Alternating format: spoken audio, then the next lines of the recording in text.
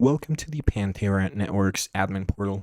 In this video, we'll guide you through the steps to cancel your account. First, we need to ensure that your account is in month-to-month status. Then, from the homepage, we'll navigate to the Billing Manager tab. Here you'll find various management options. Next, locate the Cancel Account button and click on it.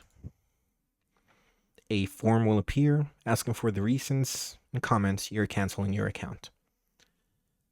We'll fill in the necessary details. After completing the form, scroll down to the bottom and click on Submit. You'll receive a confirmation message once your cancellation is processed, indicating that your account has been successfully canceled. And that's it. You've successfully canceled your account. Thanks for watching.